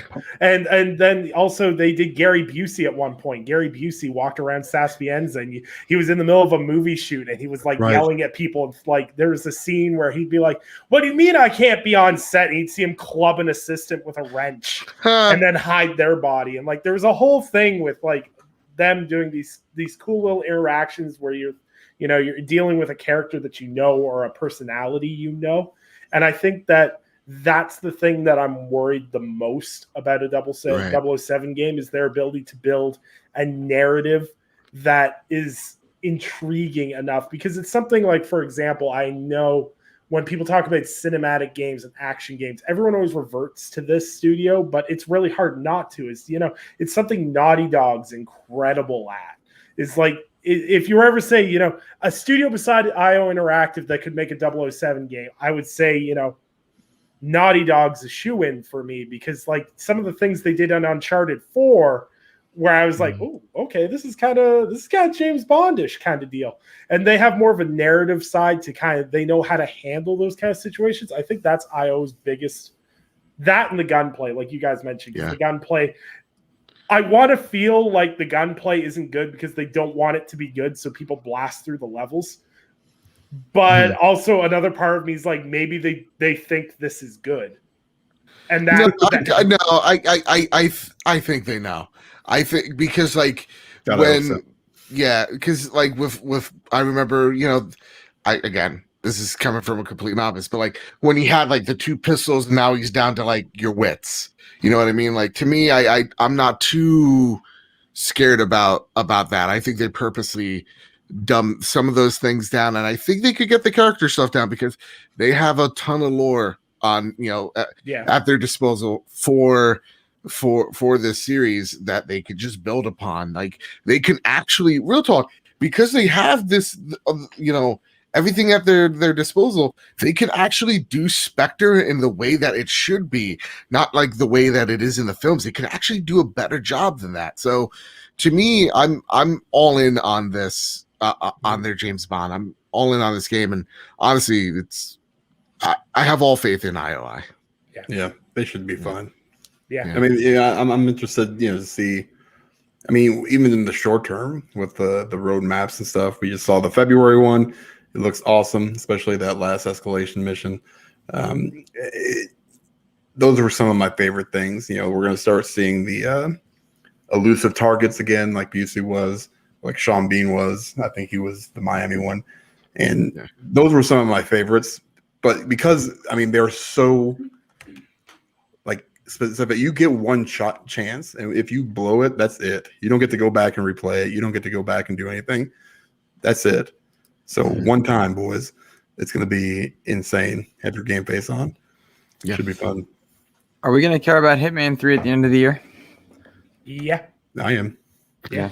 Yeah, like I keep saying, I can't believe I think I already played the game of the year right now in January. And I know it's so soon, but like I've never been this hooked and like this in on this game. Like I only platinum games that I truly love, and this one is one that I am chipping away at. Dude, you need to just go get Hitman 2 like tomorrow. I do. I think you're gonna there's so much there. It's just like more of the goodness. So real talk, I've been looking up CD keys since you mentioned it. I'm like, if I can get it for $7. I'm honestly, I think one of the things to kind of wrap this up, one of the things I really love is like the Hitman community. When I started in it back in like the Blood Money era, it was like, small forums, subreddits, and everything else. And it was a really small, intense community. But to see it now, like with the February roadmap, where you've got like, there's a min-max featured contract, there's a kind of funny games, featured contract. And I know everyone likes to sit there and kind of like shit on influencer marketing and all that kind of stuff. But to see like people like Kind of Funny and stuff play this game and bring it to a wider audience, and to see more people playing this game and enjoying this game, and to hear like, Luke and Joe, both of you guys jumping into the first time and, falling in love with this game for the first time on the third one. I think there's just something kind of beautiful about a game that can do that. And it's not something that you don't see that much anymore, where you can jump into the middle of a game and be like, this is fine. This is great. And to see more and more people get involved in this at the end of this game's life cycle, like this is the last one. IO said it's James Bond going forward, and Hitman's laid to rest. I'll be interested to see if they change their mind in the long run with how successful this one is, because Hitman 1 sold decently. Hitman 2 didn't sell as well as Hitman 1, but now this one is their most successful game in the company's history. I thought they said that they would. It's not dead. It's just shelved. Yeah. See, when they say shelved, it always makes me nervous whenever someone says shelved, because like Arcane shelved Dishonored.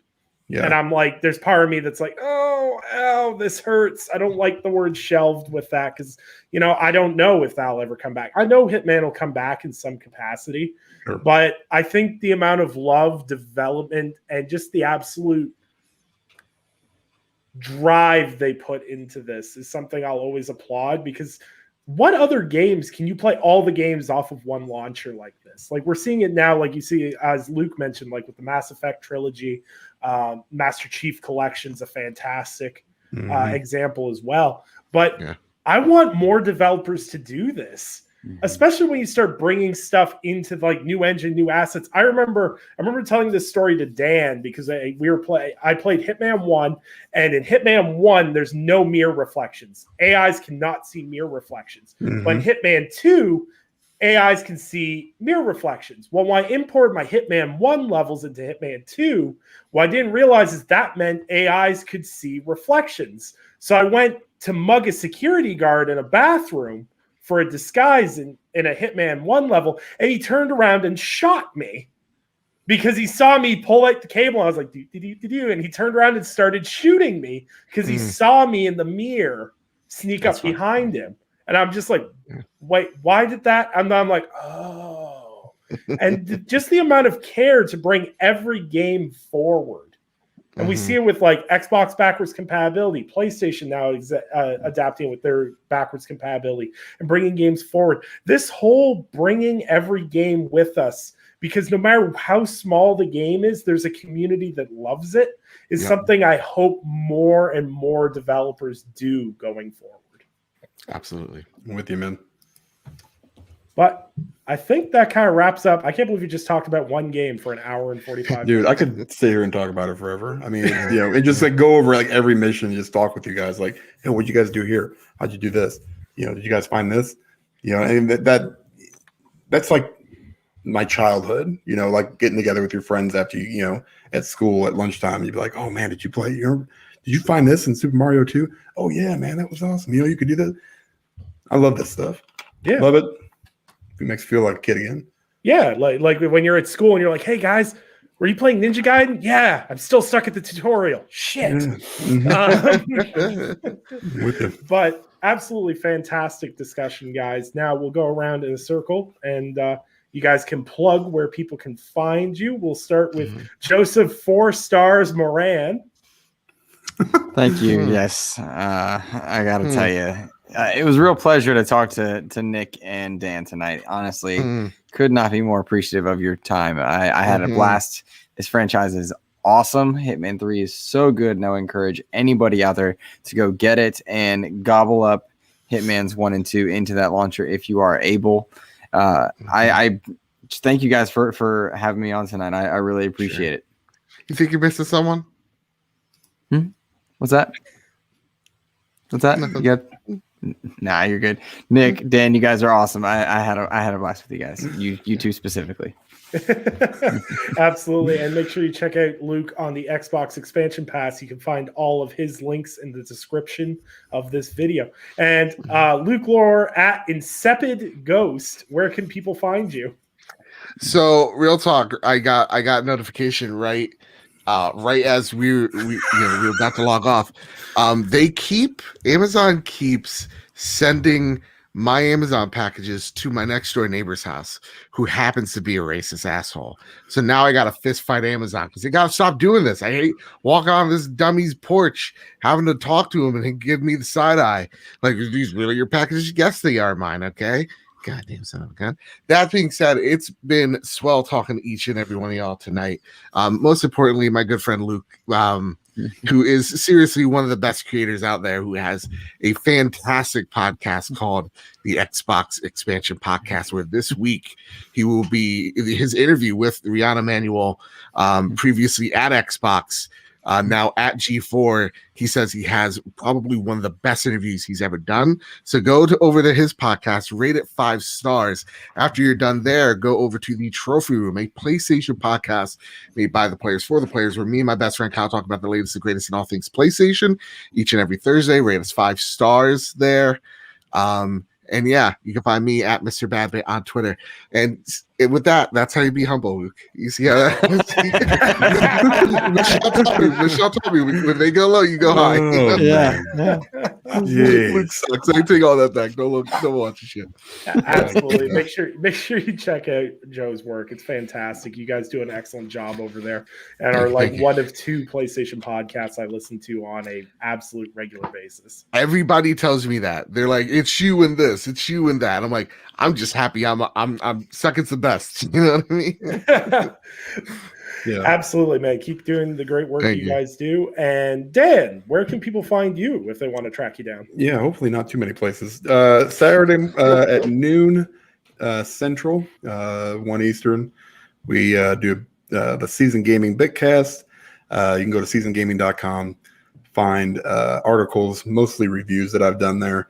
I'm on Twitter. If you can find me, great. If not, sorry, look harder. I don't usually put it out there too much.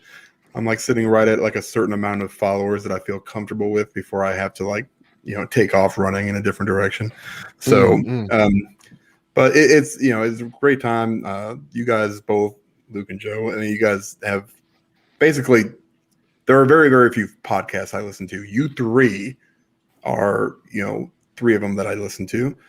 I don't listen to very, like console specific stuff.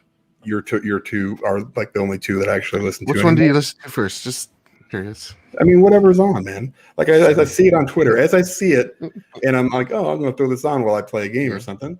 I try to show up. Everybody needs to show up on Tuesday nights, to support the gaming perspective with Nick and Sam and Eric and Jared. Love that show. Excuse me. It's just, I like this group.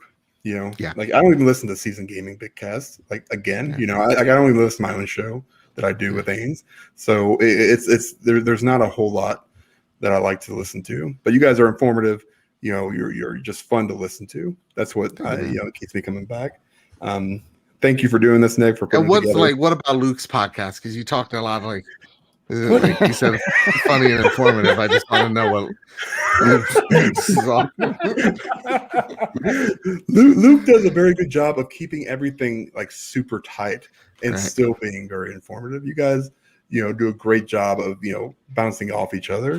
So, God damn it, these kids! I'm gonna swear to God, get you to stay in your room for like an hour and a half. Go do whatever you're gonna do. All right. Anyway, I appreciate it. Thanks for doing this, Nick. It was awesome. Good times. Go see Hitman or go see Hitman. Don't go see Hitman. Don't watch the movies. They're terrible. They're horrendous. Oh, Timothy Oliphant was cool. No. It's so bad. So don't do that ever. Save yourself some time. Go buy the game instead and enjoy those. My review's up on seasongaming.com. You can go read the review there. I think Nick also has a review out. And it's an amazing series. And now I need to go play it right now. Because that's what I really want to do right after this. Absolutely. Nice. And I recommend checking all these guys out. They all do amazing work in the content creation space and do it in a variety of ways. I'm kind of jealous of how Joe and Kyle interact because it's like that best buddy perspective I really love tuning into. And my best friend literally will not talk about video games publicly because he's like, I fucking hate people. And I'm like, I understand that. I do too. I mean, I understand that feeling 100%. And like Luke has influenced me in a way that I can't even explain because I've got an announcement coming up in the next couple of weeks where I'm going to be doing a solo kind of thing.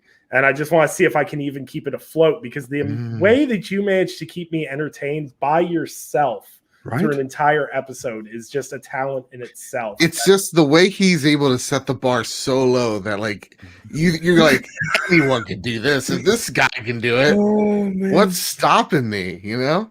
Remember when I said Michelle told me to go high? No, I'm going even lower. and I think Man. I think my favorite thing with Season Bitcast is Ains constantly having to battle with your bullshit, Dan, and I'm always here for Let me it. tell you something. You know what his bullshit was today? Did you guys watch any of that? I haven't watched I it. watched yet. it, Okay, yeah. let me give I you a got quick the end. like what in the hell is his? He comes on and he complains about the UI of Hitman 3, like because he doesn't own Hitman 1 or 2. So it's like, why are these all here? Every time I click on them, they're just not there. I can't access them. Why do they even show up? I said, so you got to tab over like 2 times to get to Hitman 3, and then you don't have to worry about it. Well, they shouldn't even be there in the first place. This is the man who I hope he watches this, who will sit there and praise Cyberpunk, a game that is known to have hundreds and hundreds of issues and finds no problems with it. But this UI, I have to click over 3 times to access the damn game. I call them out on it. You know, it is what it is. You can do this to me, Ains.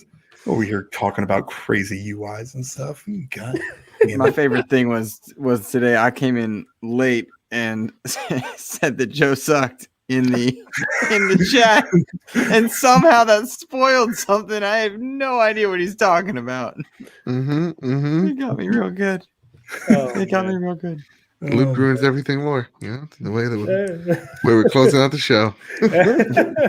And of course, if you're interested and you don't already, you can follow me on Twitter at Undead3XVI. You can find my written work over at Android Central starting next week. So I start my freelance journey there. And stay tuned for some other content-related announcements coming soon in regards to some opinion pieces and some new podcast stuff. And yeah, just a lot of stuff. 2021's kicking off hard. So don't forget to subscribe to the channel. And don't forget to check out Gaming Perspective Podcast every Tuesday at 8 p.m. Eastern Standard Times. Got some pretty cool stuff coming up. So hope to see you guys there. And enjoy everyone on the panel. All their links are below. You can even find Dan's Twitter below. So make him grumpy and follow him on Twitter. Yep. So we'll see you guys next time. And Joe will stay strangling old women. Have a great night, everybody.